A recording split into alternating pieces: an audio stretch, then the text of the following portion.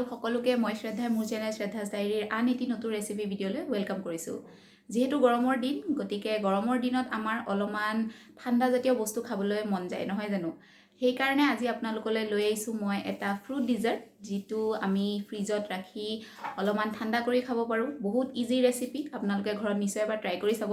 তেনেহ'লে বলক দেৰি নকৰোঁ ভিডিঅ'টো। এতিয়া মই ফ্ৰুটছ ডিজাৰ্টখিনি বনাবৰ কাৰণে কেৰাহীখন পাতি দিলোঁ আৰু ইয়াতে মই এতিয়া দিম গাখীৰ। মই এইখিনি 1 গ্লাছ গাখীৰ লৈছোঁ। মই বইল গাখীৰে লৈছোঁ। আপোনালোকে মিল্কো ল'ব পাৰে। মই এইখিনি এতিয়া অলপমান উতলিবলৈ গাখীৰখিনি উতলিছে, তো ইয়াতে মই দি দিম ইলাচি। এইখিনি ইলাচি মই থেতালি লৈছোঁ, বেছি দিয়া নাই, মই 2টা ইলাচিয়ে দিছোঁ ইয়াত ফ্লেভাৰটোৰ কাৰণে। অকণমান হেতাখন দি লৰাই দিম। এতিয়া মোৰ গাখীৰখিনি উতলিছে, তো ইয়াতে মই এতিয়া এড কৰিম চেনি। চেনিৰ পৰিমাণটো মই বেছি নকৰোঁ, কাৰণ যিহেতু ফ্ৰুটছবোৰ মিঠাই হয় অলৰেডি, তো অলপমান মই চেনি এড কৰি দিম। আৰু এতিয়া কণ্টিনিউৱাছলি আমি গাখীৰখিনি লৰাই থাকিব লাগিব, কাৰণ যদি লৰাই নাথাকোঁ তেনেহ'লে কেৰাহীটোত লাগি যাব পাৰে।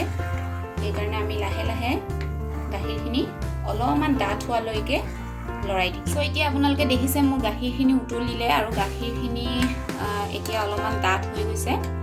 তো মই ইমানখিনিয়ে ৰাখিম, ইয়াতকৈ বেছি আৰু ডাঠ নকৰোঁ।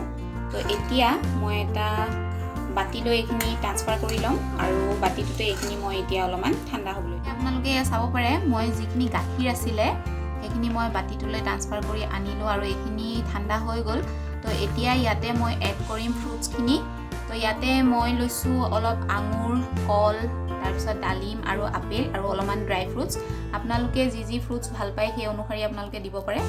এতিয়া মই এইখিনি ইয়াতে দি দিম। আপোনালোকে ঘৰত নিশ্চয় এবাৰ ট্ৰাই কৰি চাব, বহুত ধুনীয়া। আৰু আচলতে লাঞ্চ কৰাৰ পিছত আমাৰ অলপমান মিঠা কিবা খাবলৈ ক্ৰেভিং হয়, তো সেইকাৰণে আমি এনেকৈ ঘৰতে বনাই আমি খাব পাৰোঁ।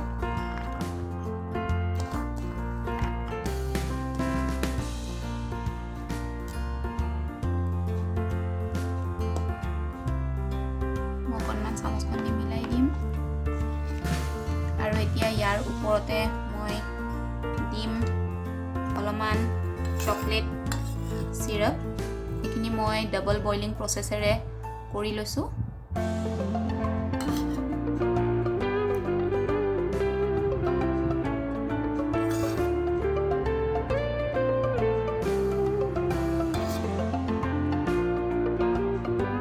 আৰু এতিয়া লাষ্ট মই ইয়াতে এড কৰিম ড্ৰাই ফ্ৰুটছ।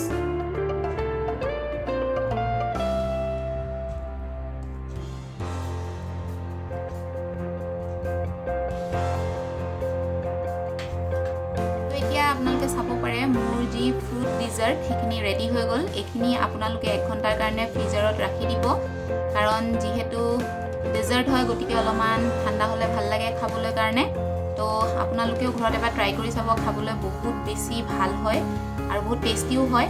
এনেকৈ আমি আচলতে ঘৰতে বনাই খাব পাৰোঁ। তো আজিলৈ আহিছোঁ, তেনেহ'লে আশা কৰিছোঁ আজি ভিডিঅ'টো চাই আপোনালোকে ভাল পালে।